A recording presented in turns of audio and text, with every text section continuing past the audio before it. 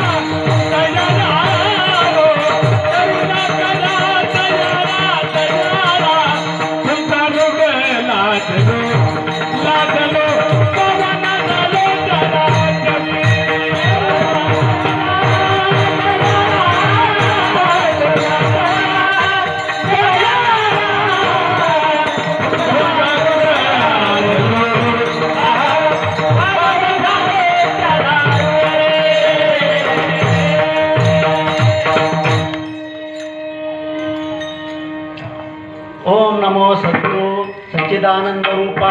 ओम नमो सद्गुरु भक्त कल्याण मूर्ती. ओम नमो सद्गुरु. ओम नमो सद्गुरु तुकाया ज्ञानदीपा. ओम नमो सद्गुरु भक्त कल्याण मूर्ती. ओम नमो सद्गुरु भास्कराकृती. जयांचे केलिया स्मरण जयांचे सकळ विद्यांचे अधिकरण ते आता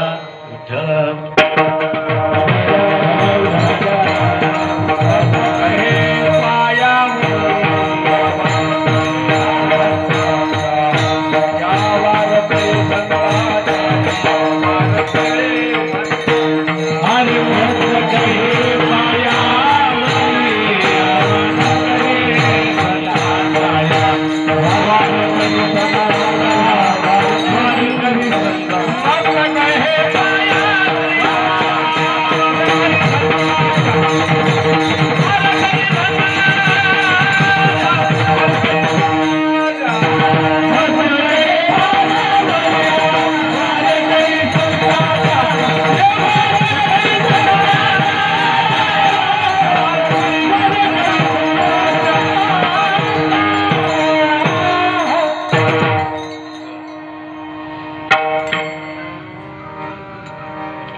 आता तरी पुढे हाची उपदेश नका करू नाश आयुष्यांचा सकळांच्या पाया माझे दंडवत आपुलारे चित्त शुद्ध करा हित ते करावे देवाचे चिंतन करुनिया मन एकविध तुका म्हणे लाभ होय तो व्यापार करा काय फार शिकवावे. प्रस्तुत प्रसंगी जगद्गुरु संत तुकाराम महाराजांचा हा अभंग आहे. 4 चरणांचा अभंग आपल्या सेवेसाठी गेलेला आहे. सेवेला सुरुवात करण्यापूर्वी थोडासा परिहार म्हणजे की आपण हा हरिनाम सप्ताह जो आहे की बाबूराव वाघगुरुजी आहेत. तर वाघगुरुजी इथं औरंगाबादला आल्यानंतर तर त्यांनी वारकरी सप्ताहाचं काम हे फार मोठ्या प्रमाणात केलं. अतिशय त्यांनी भक्तिशक्ती जो सप्ताह आहे गरवारे स्टेडियम फार मोठ्या प्रमाणात त्यांनी साजरा केला. इव्हन त्या कार्यक्रमाला मुख्यमंत्र्यांनी सुद्धा हजेरी लावली होती.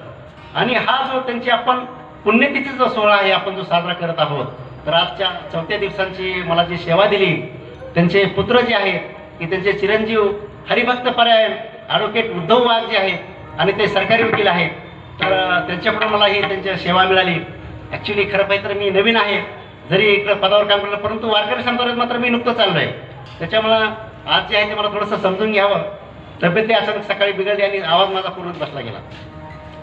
तर अण्णा जे आहेत अण्णा गुरुजी आहेत आपलं वाघ गुरुजी आहेत तर त्यांनी या परिसरामध्ये टाळकरी विनेकरी टाळकरी जे आहेत त्याच्यानंतर भक्ती संप्रदायात छोटे फार मोठा हातभार लावला त्यांनी. आणि वारकरी संप्रदायाचं प्रचार आणि प्रसाराचं काम हे अण्णांनी केलं. आणि तोच वारसा पुढे चालवण्याचं काम जे आहे की उद्धव वाघ सरकारी वकील आहेत तर त्यांनी 8वं त्यांचं पुण्यस्मरण आहे की पुण्यतिथी आहे ते साजरे करत आहेत. कारण का ते त्यांनी पुण्य जे आहेत आपण पुण्यतिथी कोणाची साजरी करतो की ज्यांचं कर्म श्रेष्ठ आहे ज्यांचं कर्म श्रेष्ठ आहे त्यांची आपण पुण्यतिथी साजरी करतो. जयंती कोणाची साजरी करतो की महाराजांची आपलं ते जे संत होऊन गेले जे देव होऊन गेले देव आहेत तर त्यांची आपण जयंती साजरी करतो. आज हा पर्याय आजच्या ह्या कीर्तनरूपी सोहळ्याला की प्रमुख जे आहेत की ज्येष्ठ कीर्तनकार प्रभाकर बोरसे महाराज आहेत. आणि आमचे जे वरिष्ठ जे आहेत आपलं कीर्तनामध्ये की हरिभक्त परायण भरत चौरे महाराज आहेत ते पोलीस PS आहेत. तर ते सेवा बजावत असताना आज खास या कार्यक्रमात त्यांचंही मी हे करतो. त्याच्यानंतर समाजकार्य विभागामध्ये हरिभक्त परायण शिवदास कुटे महाराज आज हजर आहेत तिथं. त्यानंतर की हरिभक्त परायण वैजनाथ महाराज गायक आहेत आणि कीर्तनकार आहेत. त्याच्यानंतर सुरडकर गुरुजी आहेत हरिभक्त परायण सुरडकरचे ज्येष्ठ गायक आहेत ते पण आज इथं मुद्दाम म्हणून हजर आहेत. त्याच्यानंतर हरिभक्त परायण जे गायनाचार्य आहेत की जाधव आहेत हरिभक्त परायण जाधव महाराज आहेत. आणि त्यानंतर आजच्या कार्यक्रमात आपलं ॲडव्होकेट तात्यासाहेब बोलले जे भोसले आहेत की उच्च न्यायालयात ते वकिली करतात ते पण आज इथं जातीने हजर आहेत. आणि नंतर औरंगाबाद जिल्ह्याचे जे प्रमुख आहेत सहाय्यक संचालक असिस्टंट डायरेक्टर ऑफ प्रॉसिक्युशन की जे फौजदारीचं खटल्याचं काम ते सगळं बघतात पूर्ण जिल्ह्याचं ते डिस्ट्रीब्युशन आहे की जे मोगुडार साहेब आहेत तेही आज खास या कार्यक्रमासाठी इथं उपस्थित आहेत. मृदंगाचार्यांची स्थान सुद्धा आहे. त्याच्यानंतरही माझे जमलेले साधक आहेत मायबाप आहेत सगळ्यांचा उल्लेख मला माहीत नाही. मृदंगाचार्य आहेत. त्याच्यानंतर पेटीवर त्यांचंही नाव मला माहीत नाही. सर्वांच्या नतमस्तक होऊन मी माझ्या सेवेला प्रारंभ करतो. विठ्ठल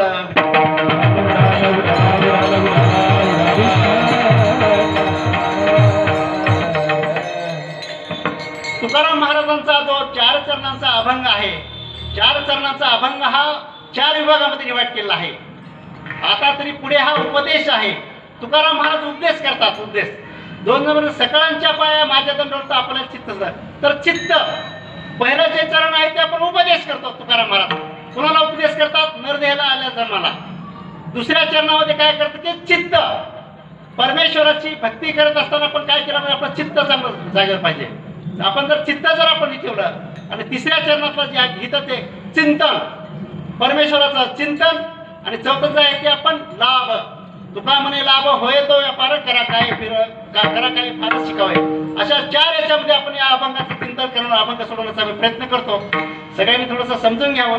नवीन कीर्तनकार आहे मी जरी आपले भरत चौरे महाराज आहेत. त्याच्यानंतर आमचे प्रभाकर बोरसे महाराज आहेत.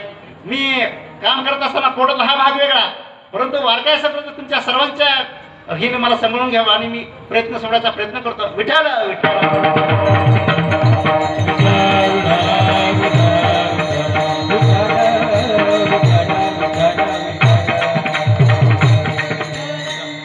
उपदेश कोणी कोणाला करतात? सामान्य माणूस कुणीला उपदेश करतात का? नाही.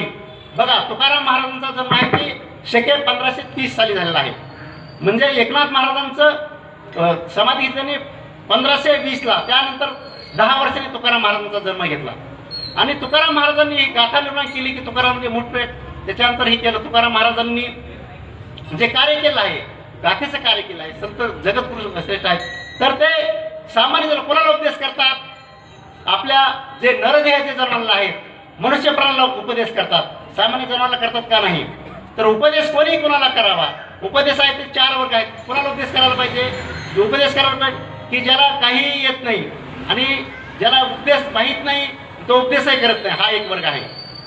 दुसरा वर्ग असा आहे की त्याला उपदेश करता येतो पण तो करत नाही, की मला कोणाचं काही घेणं नाही. तिसरा आहे की ज्याला उपदेश करता येतो परंतु करत नाही. आणि चौथा जे आहे ते संत आहेत की ज्यांना उपदेश करता येतो आणि उपदेशाची पात्रता असते, असे संत आहेत. तुकाराम महाराज उपदेश करतात. मग तुकाराम महाराज उपदेश करतात, जगाला उपदेश करतात. आपल्या नरदेहाला जन्माला आल्यानंतर त्यांनी काय उपदेश करतात? आता तरी पुढे हाची उपदेश नका करू नाशा विषयांचा. बघा, म्हणजे काय होतं की 84 लक्ष योनीमधून 93,9,999 म्हणजे 99,999 हे सगळं जन्म घेतल्यानंतर नरदेह प्राप्त होतो आपला. मग नरदेहाचं जर आपण कल्याण व्हायचं असेल तर काय केलं पाहिजे? भक्ती केली पाहिजे. आणि म्हणून तुकाराम महाराज जे आहे, तुकाराम महाराज संत श्रेष्ठ जगद्गुरु महाराज जे आहे ते उपदेश कोणाला करतात? नरदेहाचे जन्म घेतात, मनुष्य प्राण्याला जगतात. काय म्हणतात ते? आता तरी पुढे हाची उपदेश नका करू नाशा विषयांचा. बघा, आपण काय करतो की आपण मनुष्य प्राणी हा जन्माला येतो, जन्माल्यानंतर त्याचं बालपण होतं, त्याच्यानंतर त्याचं मग नंतर शाळेत जातो, शाळेत गेल्यानंतर मग शिक्षण घेतो, नोकरी लागते, लग्न होतं, लग्न झाल्यानंतर मुलं बाळ होतात आणि मग ते नोकरी करत करत काय होतो, ह्या संसारामध्ये इतका गुरफटला जातो, त्याला भगवंताचं काही लाभ नाही. आणि म्हणून तुकाराम महाराज काय बोलतात? आतापर्यंत झालं ती झालं. आतापर्यंत कुणी 20 वर्षाचे आहेत, कुणी 30 वर्षाचे आहेत, कुणी 40 वर्षाचे आहेत, कुणी 50 वर्षाचे आहेत, 60 वर्षाचे आहेत. तर मग आपल्याला हा परमार्थ आहे, देवाचं नामस्मरण आहे, जे झालं ते झालं आतापर्यंत. परंतु आता तरी म्हणजे आतापर्यंत जे झालं ते झालं, पण आता इथून पुढे तरी लक्षात घ्या की आता तरी पुढे हाच उपदेश. म्हणजे आतापर्यंत जे तुमच्या आयुष्यात जे झालं, पण आता याच्या पुढे जे होणार आहे, तर आता तरी तुम्ही जागे व्हा आणि आता तरी तुम्ही परमार्थाचे विठ्ठल विठ्ठल.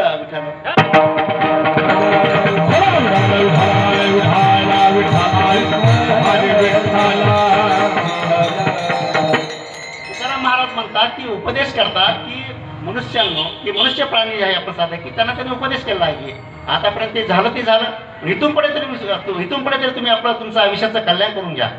आयुष्याचं कल्याण करून घ्या म्हणजे काय की तुम्ही तुमचं आयुष्य सुधारा, परमार्थ नामचिंतन करा.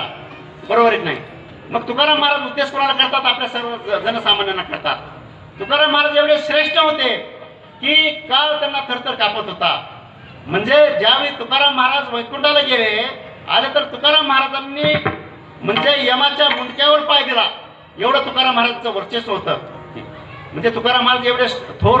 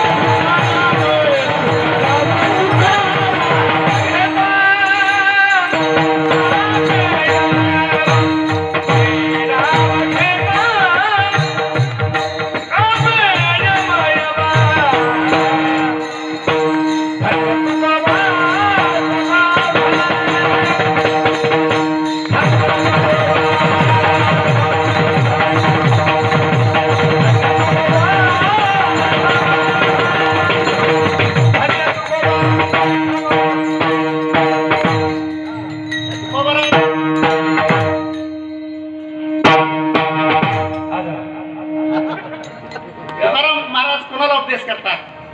एक बुद्धिहीन उपदेश ते विषय अमृती. कुणाला उपदेश करावा तुकाराम महाराज म्हणतात की ज्यांना सारासार विचार त्यांना आहे. बुद्धिहीन उपदेश ते विषय अमृती. आणि म्हणून सुभाषित करा की उपदेशही मूर्खानाम प्रकोपायन शांतने ते विषवर्धनम. म्हणजे आपण जर समजा आपण सापाला जर दूध पाजलं कशात रूपांतर होणार, त्याचं विषातच रूपांतर होणार. म्हणून तुकाराम महाराज जे आहेत उपदेश कोणाला करावा की त्याला सारासार विचार करता येतो. सार आणि आसार. सार हे शाश्वत आहे, चिरंतर टिकणार आहे. सार आसार म्हणजे काय, नाशवंत आहे. फलकट तो संसार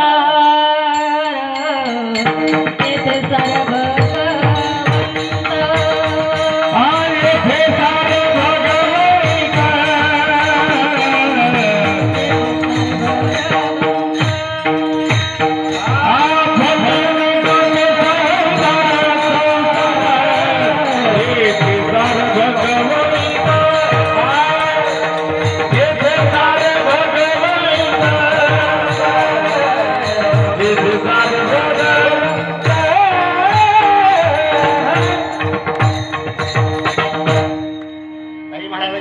चांगलं प्रमाण दिलेलं आहे.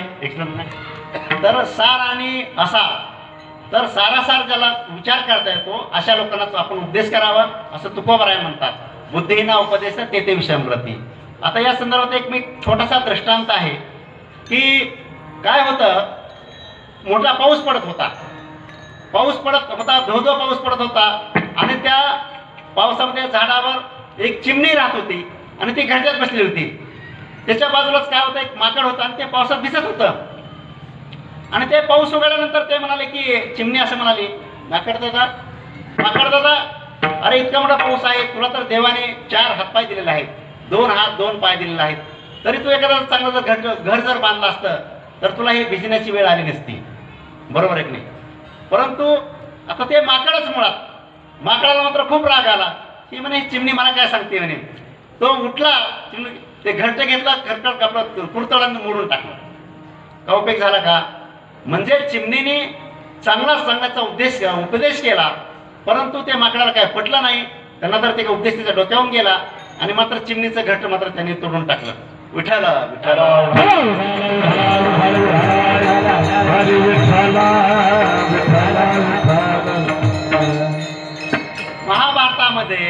महाभारतामध्ये ज्यावेळी आपलं पांडव त्या युद्धामध्ये हरले, युद्धामध्ये, आणि त्यांचं पूर्ण राज्य आणि सगळं हे कौरवांना गेलं.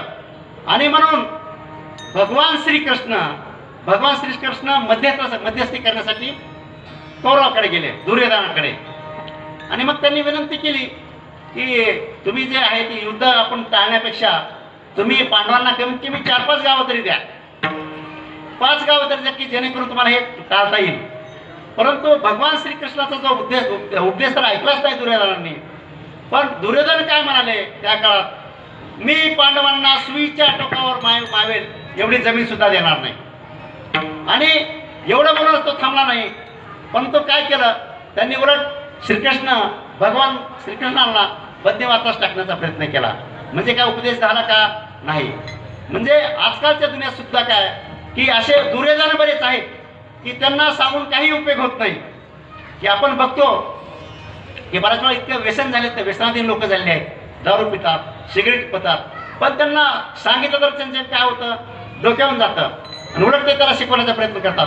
आणि म्हणून तुकोबाराय म्हणतात की उपदेश कोणाला करतात. उपदेश कोणाला करावा की ज्याला सार आणि विचार आहे, सार आणि असार, ज्याला सारासार विवेक बुद्धी आहे, तर त्याला उपदेश करावा असं तुकाराम महाराज म्हणतात. उपदेश करत असताना ते समोरच्यांनी पण ऐकलं पाहिजे. तुकाराम महाराज म्हणतात की तुम्ही तुमच्या आयुष्याचं कल्याण करून घ्या, आयुष्याचं कल्याण करून घ्या. नाहीतर काय माहितीये का, नाशवंत देह सकळ हा जाणार, आयुष्य खातो काळ सावधान. नाशवंत देह जाणार सकळ, आयुष्य खातो काळ सावधान. जर समजा देह कसा आपला हा नाशवंत देह, तो एक ना एक दिवस जाणार आहे. आपण जर राहतो आहोत ते मृत्यू लोकात राहत आहोत, आपण हे स्वर्गात राहत नाही. मृत्यू लोकात राहत असताना एक ना एक दिवस सगळ्याला जायचंय. आणि म्हणून जर हे आपल्या आयुष्याचं जर कल्याण करायचं असेल तर मात्र आपण नामस्मरण केलं पाहिजे, परमात्म चिंतन केलं पाहिजे. विठ्ठल विठ्ठल.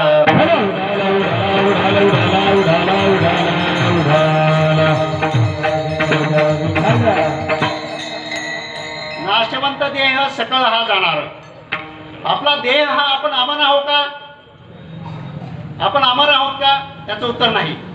कोणीही घडी काळ वाट याची पाय घडी घडी काळ वाट याची पाय घडी घडी काळ वाट याची पाय घडी घडी काळ घडी घडी काळ वाट याची पाय अजून किती आहे अवकाश अजून किती आहे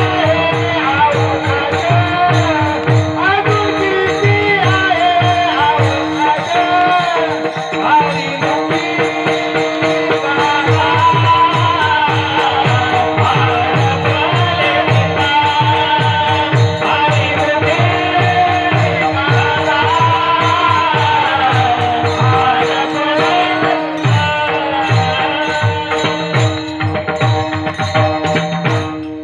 बोरसे महाराजांनी अतिशय चांगलं प्रमाण दिलंय.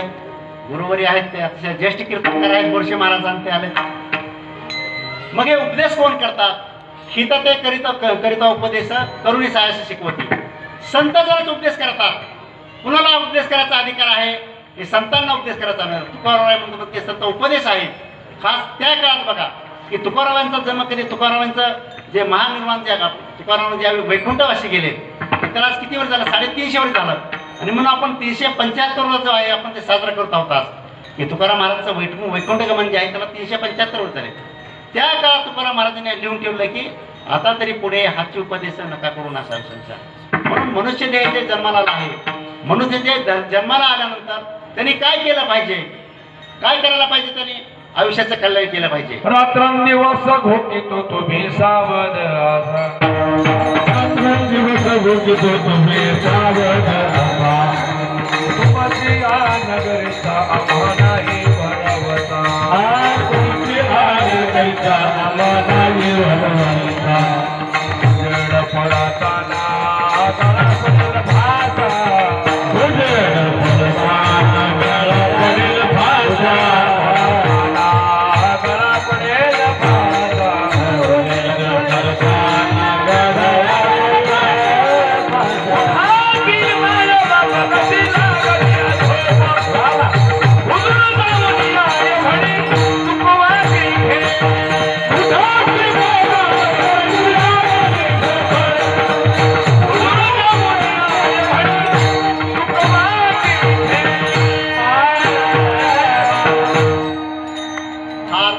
दृष्टांत तो त्या अनुषंगाने हा पुढे राज्य त्यावेळी पहिले आपले राज्य करायचे. राज्य म्हणजे थोडे राजघराणे होते आपल्या अगोदर. भारत स्वतंत्रच्या प्राचीन काळी वेगवेगळे राज्य आपल्या वेगवेगळ्या प्रांतात राज्य करत होते. असंच एका राज्यामध्ये काय झालं की राजाला काही नाही करून एका कावळ्याची त्यांना गरज पडली आणि तो एक जिवंत कावळा पकडून आणायचा होता. जिवंत कावळा पकडून आणायचं असं ठरलं. आता मग ते सैनिक म्हणाले की महाराज हे कावळा पकडणं एवढं सोपं नाही. कावळा पकडायचा असेल तर त्यावेळी पुण्याच्याकडे काय साधनं काही नव्हती, ना मोबाईल नव्हते ना काही नव्हतं. मग काय होतं तर सैनिक असं म्हणाले राजाला की महाराज हे काय आपलं कावळा पकडलं आपण त्यासाठी दंडी देऊ आणि त्यासाठी मात्र आपण काय करू की बक्षीस ठेवू. त्यासाठी आपण 1 लाख रुपयाचं किंवा ते कावळा जे कोणी जिवंत कावळा पकडून आलं तर त्याला आपण 1 लाख रुपयाचं बक्षीस देऊ. आणि म्हणून काय झालं की दौंडी पिटवली गेली पूर्ण राज्यामध्ये की जो कोणी जिवंत कावळा पकडून आणेल तर त्याला 1 लाख रुपयाचं बक्षीस. मग काय बघता सगळीकडे लोक पळायला लागले, म्हणजे सैनिक सगळे जो तो आपला कावळा पकडायचा लागते. पण अशा वेळी पन्नरीच्या नगरीमध्ये भीमातिरी 2 भिकारी आपले भीक मागत होते. 2 भीक मागत होते. ते म्हणले की दुसऱ्या म्हणतो आंधळा म्हणतो पांगळ्याला काय रे आंधळे आज सकाळपासून म्हणतो मी सकाळपासून भीक मागतोय आपला सॉरी आंधळा म्हणतो पांगळ्याला सकाळपासून मी घसा माझा कोरडा पडला एकही रुपया मला मिळालेला नाहीये. ती मला, अरे कसं काय मिळतील मला? राजाने काय झाले का, दौंडी कुठली आणि ते सगळेजण आहेत ते कावळे शोधायला गेलेत म्हणे, कावळा पकडायला गेले ते. असं आहे का म्हणे, तुझ्याकडे कोण येणार आहे म्हणे, असं आहे का म्हणे, चल म्हणे आपण भजन करू. म्हणून ते आंधळा आणि पांगळा दोघेही उठले आणि भीमेच्या नदीमध्ये गेले. म्हणजे आपणही भजन करू आणि बघू आपल्याला मिळतंय का. आणि मग त्यांनी भीमा नदीमध्ये गेले आणि त्यांनी मग भजन सुरू केलं. एक पैसा दे रे असं भजन सुरू केलं आणि टाळी वाजवायला लागली. आणि मग हे न करता काय करता की आंधळ्याच्या टाळीमध्ये की लोक काय होतं की सगळी कावळा शोधत होते. झाड इकडे आपलं कशाने मार, बाणाने मार. आणि मग ते कावळ्याचा थवा त्या नदीवरून जात होता. आणि ज्यावेळी तो असं भजन करत होता आंधळा, ती नेमका योगायोगाने एक कावळा आंधळ्याच्या टाळीमध्ये आला. का टाळी येणार पावला हा देह कागटाळी न्याय. पावला हा देह कागटाळी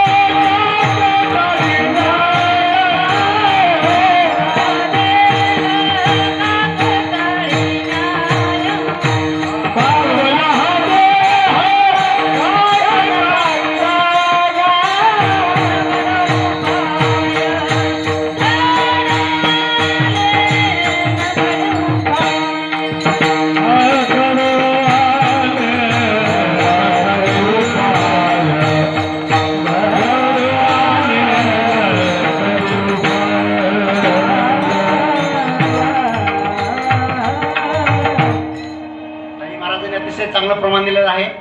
पावलाही देह हा काकटाळी दिला. म्हणजे काय की कावळा त्याच्या मुठीमध्ये आला आणि मग आंधळ्याला फार आनंद झाला. अरे तो पांगळ्याला म्हणतो, अरे मी कावळा पकडला आहे, मग आता 1 लाख रुपयाचं आता बक्षीस आता मला मिळणार. परंतु बघा आता मी आता भीक मागणार नाही, मी आता घर बांधेल, लग्न करेल. पण तो काय म्हणाला, 1 लाखामध्ये काय होते, 1 लाखामध्ये काहीच होणार नाही. मग एक कावळा पकडला तर आपल्याला 1 लाख रुपये मिळाले. आपण काय करू, एक 5-10 कावळे पकडू की जेणेकरून 10 लाखात आपलं घरही होईल, लग्न होईल आणि सगळंच होईल. भीक मागण्याची काही गरज नाही. पहा म्हणजे विचार करा. मग काय करतोय, मग हा कावळा जर पांगळ्याकडे दिला तर तो निघून गेला तर आंधळा दिसणार नाही. मग त्याचा विश्वास नव्हता. मग त्याने काय केलं, कावळा घेतला आणि ते म्हणला की आता त्याने बगलात मारला आणि परत मग भजन करायला सुरुवात केली. आणि मग केलं की दे रे पैसा, मोठं त्याने भजन सुरुवात केली. आंधळ्याला गो पांगळ्याला एक पैसा धर्माला.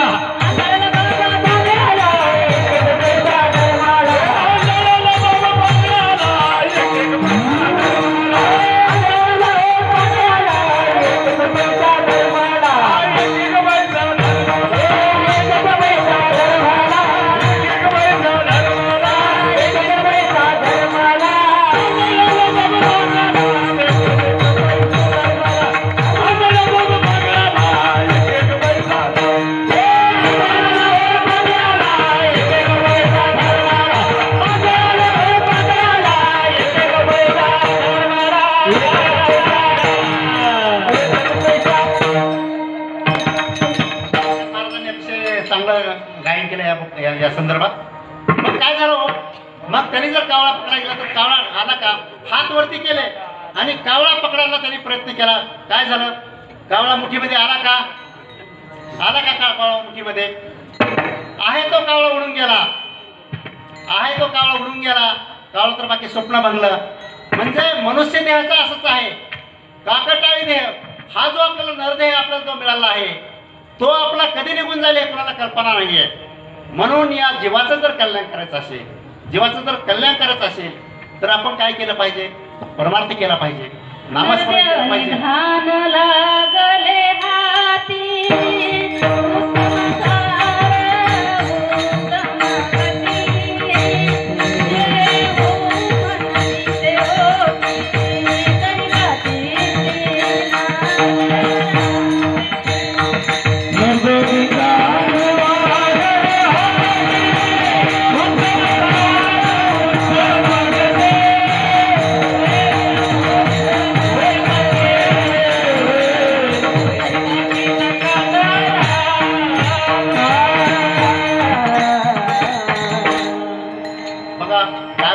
तुकाराम महाराज उपदेश करत असताना की तुमचं आयुष्याचं कल्याण करून घ्या, हा ध्येय मिळालेला आहे. देह हा नाशवंत आहे, तो जाणार आहे, सगळ्यांना माहिती आहे. पण तरी सुद्धा माणसाची हाव जाती का हो? नाही. हा माझं, ते माझं, प्रचंड प्रमाणात संपत्ती करतो, संपत्ती गोळा करतो, शेती घेतो, प्लॉट घेतो, 25 लाखाची गाडी घेतो, सगळं एवढं कमवतो. आपल्यासोबत काय येतं का हो? काय येतं का? काही येणार नाही आपल्यासोबत. आणि म्हणून आपण काय नगीन आवे नगीन जावे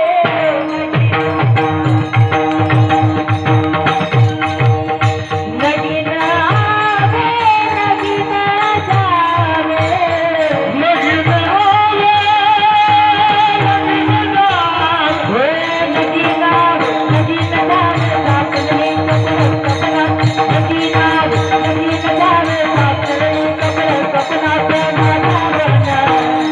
समाधान कोणी नाही अपना समाधान कोणी नाही अपना समाधान कोणी नाही अपना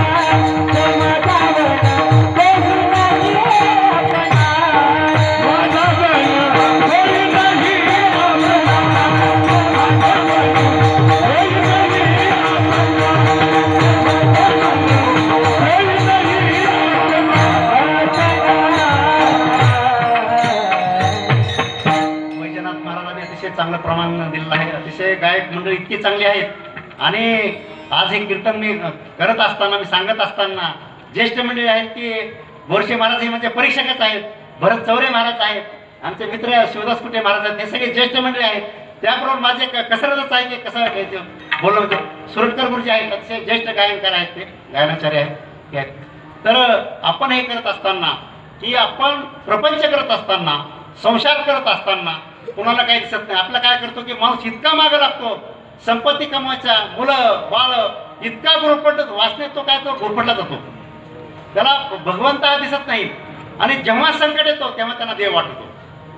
म्हणून मग तुकाराम नेहमी काय म्हणतात की तुकाराम मी पहिल्या याच्यावर चॅनलवर बोलतोय की हा जो ध्येय जो आपला इतका गुरफटत वाचण्यात चालू आहे तो, म्हणजे ह्याच्यातून जर मुक्ती पाहिजे असेल, जर मोक्ष जर पाहिजे असेल, तर अत्याधिक दुःखाची निवृत्ती आणि परमानंदाची प्राप्ती जर करायची असेल तर आपण भगवंताचं नाम घेतलं पाहिजे, भगवंताची भक्ती केली पाहिजे. आणि ह्याला जर तुम्ही विसरलात, आता अगोदरच मी अगोदर म्हटलं की नाशवंत देह सकळ हा जाणारा आयुष्य खातो काळ सावधान.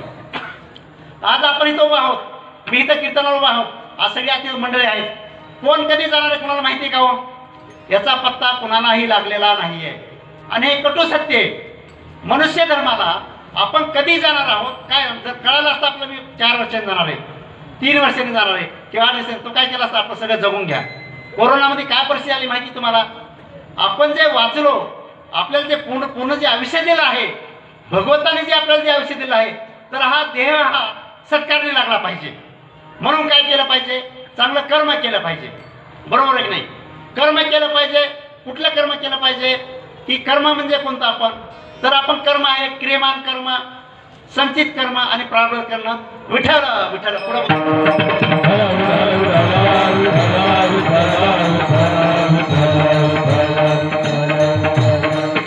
आपण देवाची भक्ती करत असताना आपण फुल टाइम म्हणजे पूर्ण वेळ आपण भक्ती करावं का? नाही. आपण हे संसार करून परमार्थ करावं का? हा 2 प्रश्न आहेत आपल्या समोर उभा. की आपण काय म्हणतो की बऱ्याच वेळा हा परमार्थ गुंतलेला आहे. अरे मग संसार काय सोडून द्यायचा का?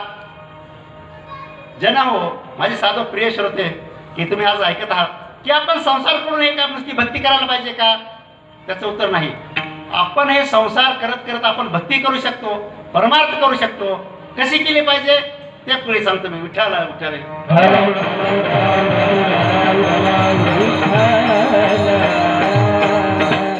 बऱ्याच वेळा आपण जे काम करतो आहे क्रियमान कर्म जे आहे, आपलं कामाला आपण हे दैवत मानलं पाहिजे. कुठलंही काम करू असू द्या. आपण नोकरी करत असो कामात मात्र लक्ष पाहिजेत. आपण शेती करत असो कामात लक्ष पाहिजेत. आपलं धंदा असेल, बिझनेस असेल, त्याच्यात आपलं लक्ष पाहिजे. म्हणजे वर्क इज गॉड. आपण कामाला जर दैवत मानलं तर मनुष्य प्राण्याला, माणसाला काही कमी पडणार नाहीये. पण माणूस काय झाला आजकाल खूप आळशी झाले. त्याला सगळं एकदम मिळावं असं वाटतं. भलं मोठं काही न करता देरे हारी पलंगावरी. बरोबर नाही? आपण सर्वच आहोत त्याच्यामध्ये, मी पण आहे त्याच्यामध्ये. की आपलं सहसाची काय मिळतं का हो? नाही. मग आपण हे कमवतो आहे, संसार करतो आहोत, संसार करत असताना प्रचंड संपत्ती कमवतो. कोणासाठी कमवतो? आपण म्हणतो की नाही 7 पिढ्या केली पाहिजे. अरे त्यांना काहीतरी कष्ट करायला ठेवा ना तुम्ही. आपल्या मुलाला त्यांनी पण काही कष्ट केलं पाहिजे. आयता असल्यावर काय करतो? आयत्या पिठावर रेगोट्या मारणार. काही कष्ट कराल का नाही. तुम्हाला एक आताचं परवाचं एक उदाहरण सांगतो. बिरदो डोने म्हणून आहेत, कोल्हापूरकडचा आहे, मेंढपाळाचा मुलगा. त्यांनी पुण्याला इंजिनिअरिंग केलं, शिवपी कॉलेजला, कॉलेज ऑफ इंजिनिअरिंग पुण्याला. आणि त्यांनी UPSCची तयारी सुरू केली. काय सामान्य परिस्थिती, मेंढपाळाचा मुलगा अहो जिद्दीने लढत रात्रंदिवस जिद्दीने लढून तो IPS झाला. काय त्यांनी परिस्थिती लक्षात समोर ठेवली आणि त्यांनी ते यश मिळवलं. पण काय केलं त्यांनी की अभ्यासाला मात्र रात्रंदिवस झोकून दिलं. बरोबर आहे. आणि म्हणून विद्यार्थी असेल, विद्यार्थ्यांनी मात्र काय केलं पाहिजे? त्याचा अभ्यासाकडे लक्ष दिलं पाहिजे. काय होतं माहिती का की पालक आजकाल काय झालंय की शहरामध्ये जे मंडळी राहतात की ज्यांना सर्व सुखसुविधा म्हणतात मुलांना, तर ते अभ्यासाचं नाव त्यांना काय परिस्थिती जाणवतं. पण जे खेडेगावातून जे मुलं येतात त्यांना परिस्थितीचे चटके बसलेले असतात. की जे तसा बिरुदो डोनी आहेत की परिस्थितीचे चटके बसलेला विद्यार्थी आहे, प्रचंड जीव तोडून अभ्यास करतो आणि अभ्यास केल्यानंतर त्यांना यश मिळतं. आणि म्हणून आपल्याला काय वाटतं की मनुष्य देहाला की आपल्याला देह भेटला, आपला देव भेटला पाहिजे. देव सहजाची भेटेल का हो? सहजाची भेटेल का? त्यासाठी कष्ट करायला पाहिजे का नाही? कष्ट केले पाहिजेत आपण. कष्ट म्हणजे काय केलं पाहिजे? आपण भक्ती केली पाहिजे, आपण परमार्थाची, आपण देवाचं आपण स्मरण केलं पाहिजे, भजन केलं पाहिजे. नवविधा भक्तीचे 9 प्रकार आहेत. कुठल्या मार्गाने तुम्ही भक्ती करा, कुठल्या मार्गाने भक्ती करा, पण मात्र आपण भक्ती केली पाहिजे. मी पहिल्या मुद्द्यावर येतो. संसार करत असताना संसार करून आपण हे भक्ती करावी का, परमार्थ करावा का? तर त्याचं उत्तर आपण संसार करत करत हे सगळं करू शकतो. आणि म्हणून हे जर तुम्ही करत असाल, माझ्या माय भगिनी आहेत, सर्व माझ्या आई आणि माझ्या बहिणी आहेत सगळ्या बसलेला, की आपण काय करतो की स्वयंपाक करत असताना बऱ्याच वेळा काय आपण चिडचिड होतं आणि चिडचिड ज्यावेळी होतं आणि जर स्वयंपाक करत असाल तर त्या भावना उतरतात. तुम्ही बघा आता इथं हरिनाम सप्ताह चालू आहे. वाघ गुरुजींचा आपण पुण्य तिथे आपण सोहळा साजरा करत आहोत. वाघ गुरुजींनी इतकं चांगलं कार्य केलं. सांप्रतिक त्यांचा जे उद्योग वकील आहेत, त्यांचे जे चिरंजीव आहेत, ते आज वारसापुढे चालवतात. भक्ती सम्राट त्यांनी कार्य केलं. जर आपण बघा तुम्ही कुठल्या सोहळ्यामध्ये, जयंतीमध्ये, जिथं भगवंताचं काम चालत आहे, जिथं साप्ताहिक सोहळा आहे, तिथलं तुम्ही अन्न बघा, प्रसाद कसा असतो, महाप्रसाद एकदम गोड लागतो का नाही? मग माझं माऊलींना अशी विनंती आहे, जर तुम्ही स्वयंपाक करत असताना विठ्ठला विठ्ठल केलं, जय हरी केलं, हरिनाम केलं, कुठल्याही घ्या, गुरु कामामध्ये कामा